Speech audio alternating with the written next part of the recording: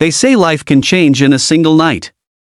Sometimes, it's not a miracle, it's just two broken people sitting next to each other at the right moment. If you're listening to this, don't forget to like this video and subscribe, because stories like these remind us that kindness, even from strangers, can change everything. Ethan didn't believe in luck anymore.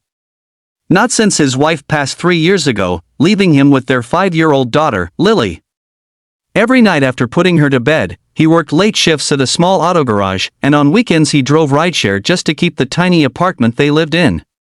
He didn't complain, not once. But on the inside, Ethan was tired in that heavy, quiet way only single parents truly understand. That night, after a long shift, he walked into the dimly lit bar across the street from his job. Not to drink, just to breathe. He took the farthest stool, the one nobody ever chose because it squeaked when you sat down. He liked it.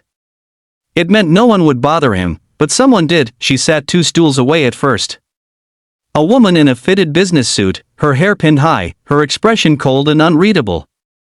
Elegant. Untouchable. She looked like someone who had never once in her life struggled the way he had. But her eyes told a different story. This was Claire Hawthorne, the CEO of a major tech company, though Ethan had no idea. Most people knew her name, he didn't. All he saw was a woman who looked alone. For 10 minutes, neither spoke. Then the bartender accidentally slid her drink too hard, and it splashed onto the counter in front of Ethan. She apologized quickly, embarrassed.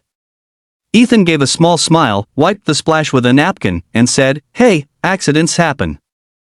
No big deal." She blinked at him strangely, as if no one had ever responded to her with warmth before. "You're not angry?" she asked softly. "Why would I be?" he said. "It's just a drink." It was such a simple moment. But for a woman who lived in a world of pressure, perfection, and people who feared disappointing her, his calmness felt like a kindness she hadn't felt in years. She moved to the stool beside him. They talked, not about business. Not about success. Not about titles. Just life. He told her about his daughter. About how he struggled but kept going because she deserved a father who tried. Claire listened, truly listened. Her eyes softened each time he mentioned Lily. She shared a little too, about growing up in a wealthy home but feeling invisible, about parents who measured love in achievements, about how she built a company from scratch but never built a life. Before they knew it, 2 hours had passed.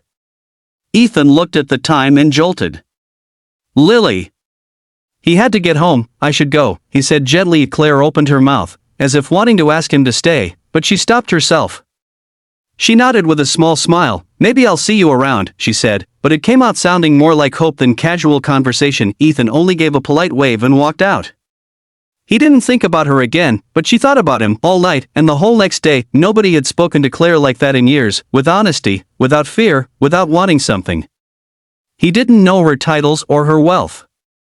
He didn't treat her like a CEO. He treated her like a human being. And that, strangely, had shaken her. So the next night, Claire returned to the bar. She waited. Ordered a drink. Checked her watch. Waited again. He didn't come. She came the night after that. Still no Ethan. By the 4th night, she felt ridiculous. A CEO waiting at a cheap bar for a man who probably didn't even remember her? But she still came, and finally, on the 5th night, he walked in. His shirt was stained with grease from the garage. His steps were exhausted. But he was there. Claire stood up so fast her stool nearly fell. "You're back," she blurted out, then immediately regretted how desperate it sounded. Ethan smiled lightly. "Yeah, long week." "I know," she said softly. "I mean, I figured. You work hard." "You remembered?" he asked, surprised. "I did." They talked again. This time, more gently. More openly. Claire admitted she'd been hoping he'd return. Ethan laughed shyly because no one, especially not someone like her, had ever said that to him. From that night on, they met again and again. Sometimes at the bar. Sometimes at a quiet cafe before her meetings. Slowly, a strange friendship formed, a connection built on honesty, vulnerability, and the feeling of being seen. But life always tests the things that matter. One afternoon, Ethan received a call from Lily's school. She had collapsed during recess. He rushed to the hospital, terrified. She was stable, but they needed tests. Expensive tests. Ethan couldn't afford them, but he sat in the waiting room, head in his hands, fighting tears he rarely let himself feel. When Claire arrived, because she always checked on him, and she had sensed something was wrong, she found him shaking. "What happened?" she asked. "Claire. I can't afford her treatment," he whispered. "I don't know what to do." She froze. She could solve this with one phone call. But she also knew Ethan knew he would never accept help that made him feel small. So instead, she sat beside him, took his hand, and said, "Then let me help you fight for her. Not with money, whatever you need. Every step. I'm here." And she arranged doctors, advocated fiercely, and made sure Lily got every test she needed without ever making Ethan feel like a charity case. She didn't flaunt her power, she used it quietly, respectfully, and only when he allowed it, Lily recovered fully.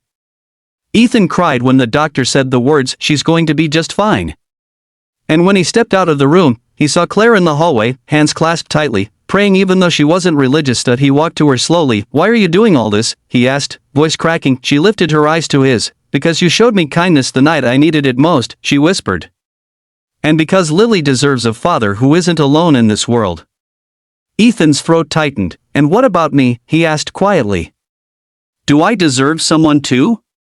Claire's eyes filled with tears. "You deserve everything," she said. Their first kiss wasn't dramatic. It wasn't cinematic. It was soft, warm, and trembling, two people who had been lonely for too long finally collapsing into the comfort they never thought they'd find. Months passed. Their relationship grew. Lily adored Claire, and Claire adored her right back. The three of them became something none of them expected, a family built not by blood, but by healing. Ethan no longer sat alone at the squeaky bar stool, Claire no longer hid behind her CEO mask, and Lily, bright, joyful Lily, finally had a home filled with laughter again. The world might say they were an unusual match. But love doesn't care about titles or backgrounds, it only cares about hearts, and their hearts had found each other. So if you're still listening, remember this: sometimes, the person you're looking for is the one who simply sits next to you when you least expect it. And if this story touched your heart, make sure to like this video and subscribe for more stories that remind us what really matters: kindness, connection, and never giving up on love.